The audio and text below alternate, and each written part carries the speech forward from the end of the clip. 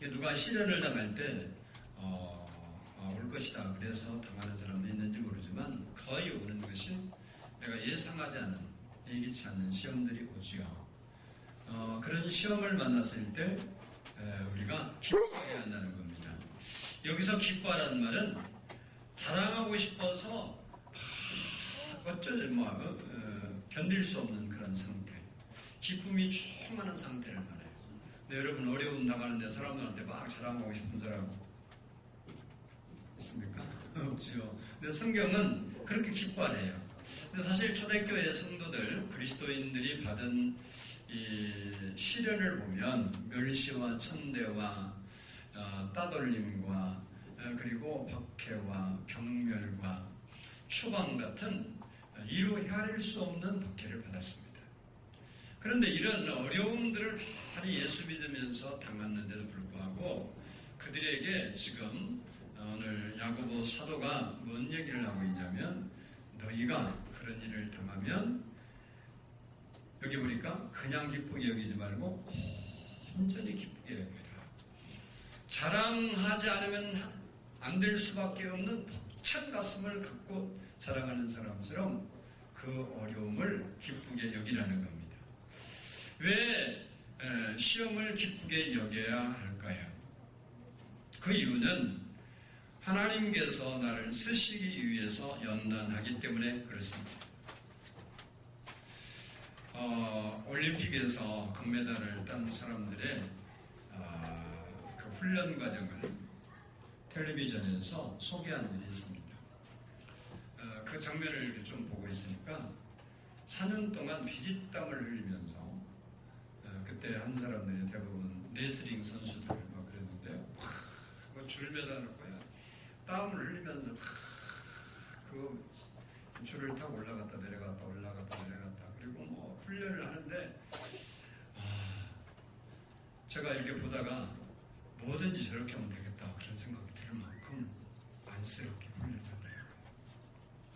금메달이라는 영광을 아무나 차지하는 것은 아닙니다. 시련과 연단과 훈련을 기쁨으로 잘 참아낸 사람만이 도전할 수 있고 금메달을 목에 걸 수도 있습니다. 지금 브라질 리우에서 올림픽이 한참 열리고 있는데 경기 때마다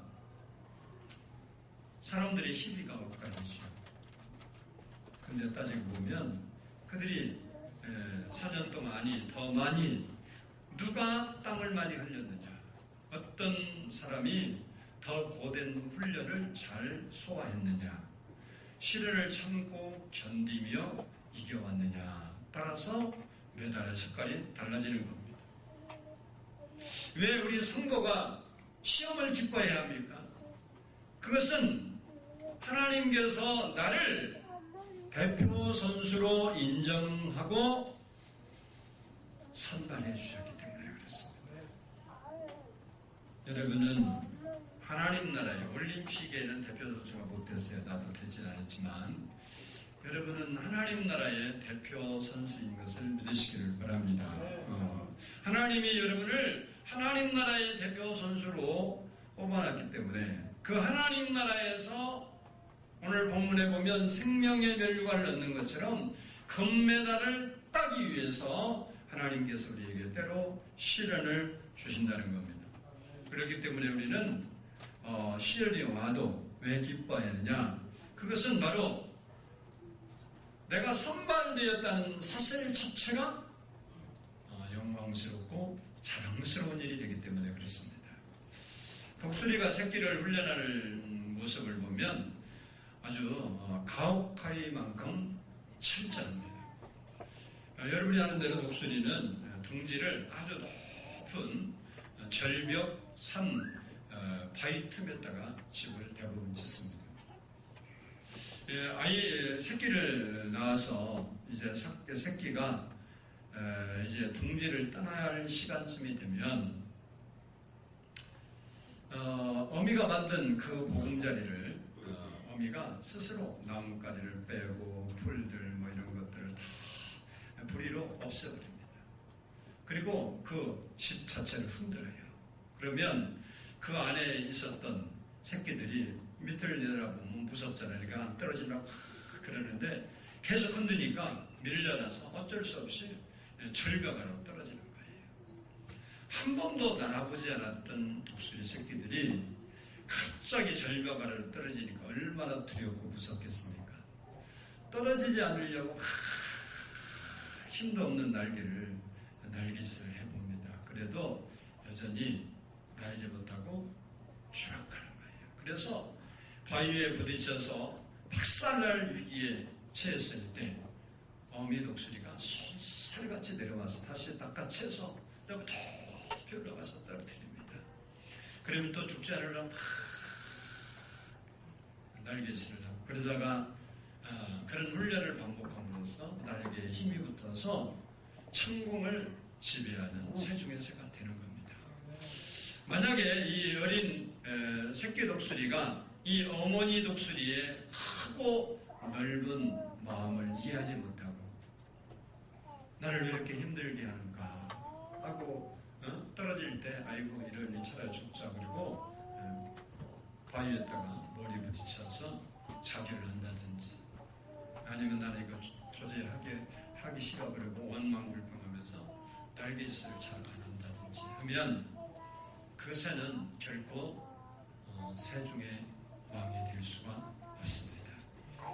어머니는 자기 새끼가 나중에 자라서 모든 새들 위에 다를 수 있는 지배할 수 있는 새가 되게 하기 위해서 가혹하리만큼 힘든 훈련을 새끼에게 그렇게 시키는 겁니다.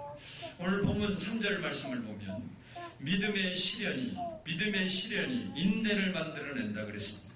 여기 인내란 말은 히포모네라는 말인데 앞이 막혀 있어도 후퇴하지 않는 거예요.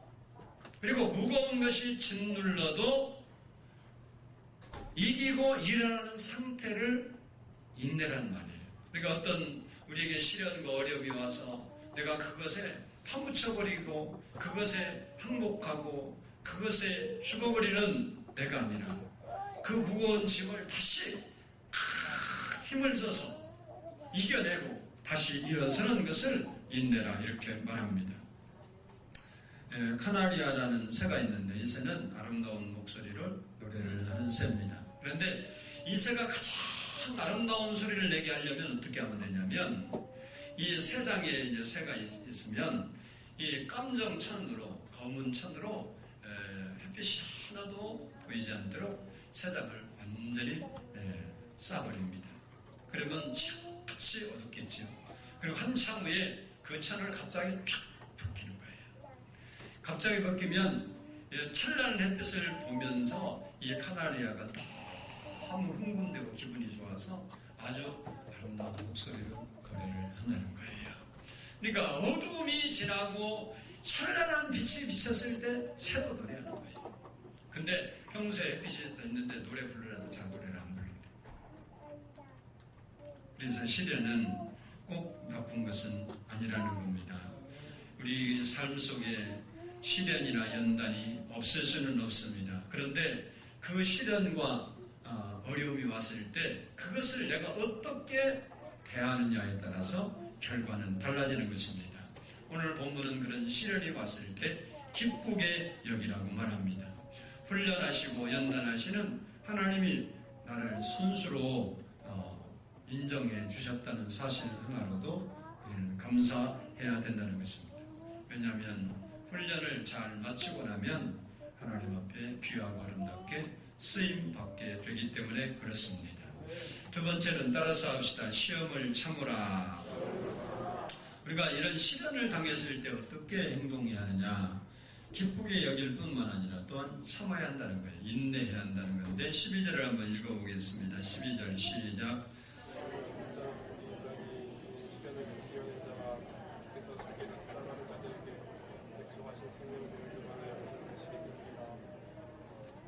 아멘.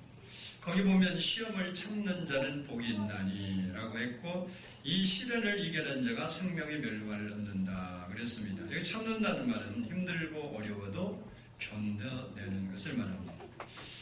모 회사에 중역으로 근무를 하다가 조기 은퇴한 50대 후반의 남자가 있었습니다.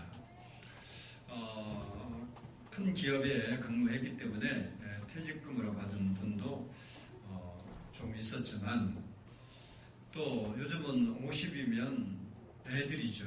애라고 그러더라고요. 노인정 가면요 70도 애고 80대면 이제 조금 소년된답니다. 인정 얘기요. 근데